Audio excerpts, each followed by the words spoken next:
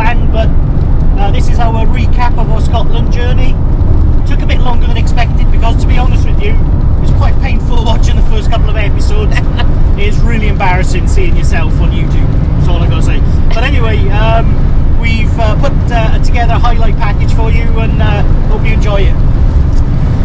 Yeah, so we just thought we'd show you guys like our best bits of Scotland. We obviously really enjoyed it. It was a great kind of first van life in holiday to get our teeth sunk into. You know, there was highs and there was lows. It meant that we could get used to kind of camping off grid and everything that involved. And yeah, Scotland is just an amazing place. So the first thing we're going to talk about is beaches in Scotland. Now I know when you think of Scotland, beaches are not necessarily the first thing that spring to mind, but we were a bit blown away really by the amount of gorgeous unspoiled beaches that we came across on our travels. I think my favourite part was the rocky outcrops. They just looked so gorgeous when the waves were splashing against them, and they were absolute haven for so many different types of seabird.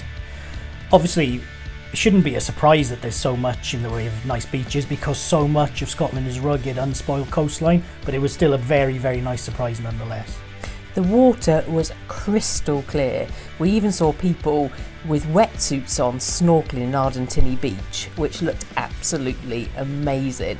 Wish we'd taken our own, to be honest. So for a history geek like me, Scotland's got so much to offer, from its prehistory to its castles, including the beautiful Eilean Donan, the Pictish standing carved stones, these enigmatic people leaving their traces on the landscape. Culloden, just outside Inverness, is a great place to visit, a very poignant place too though, as the death of the Jacobite rebellion had impact on Scotland for the centuries that followed, including leading to the clearances and the death of the Highland way of life. Bannockburn, with its links to William Wallace, good old Braveheart himself, and Robert the Bruce, a fascinating place to visit and a symbol of Scottish nationhood up to this very day. Also then you've got the modern history of Scotland through industrial complexes and even ultra-modern like the Falkirk Wheel, showing that Scotland is still innovating in the 21st century. Don't forget all the graveyards! Oh, I do like a graveyard. So you'd be very mistaken if you thought that Scotland was all about the coastline and the beaches. There's so much more to offer. The scenery is absolutely amazing. Yeah, you'll come across some of the most scenic drives in the world, to be honest with you. I mean, we're lucky, we've driven across many countries, but there's still something in Scotland which blows your mind every time you go there. There seemed to be a rainbow nearly every day that we were up in Scotland, and the colours were so vivid.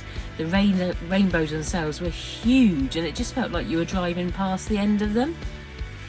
Yeah, and of course you can't really talk about Scotland and the scenery without talking about the lochs.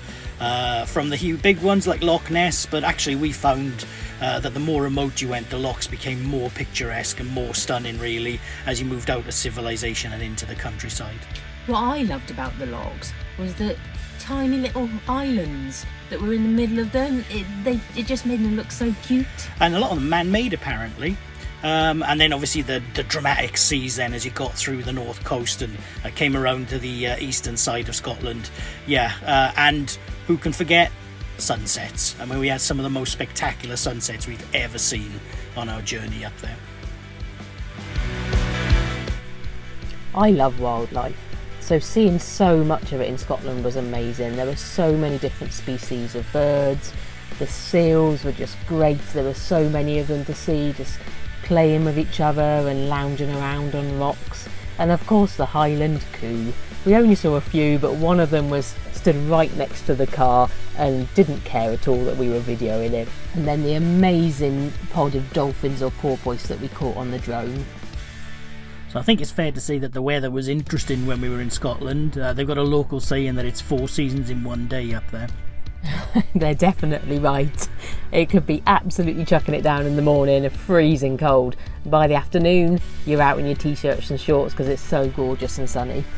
At least it gave us a good chance to experience van life in extreme conditions though. So the wind, the rain and the van stood proud through it all, which we were more than happy about.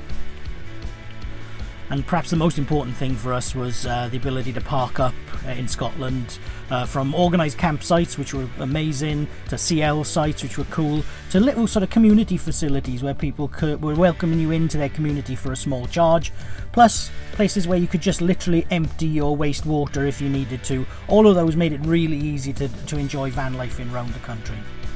And of course you had the almost limitless free park-up spaces in Scotland. It's got to be the best place for van life in that we've ever been to so far. You had places next to locks, places in the mountains. It was just absolutely amazing.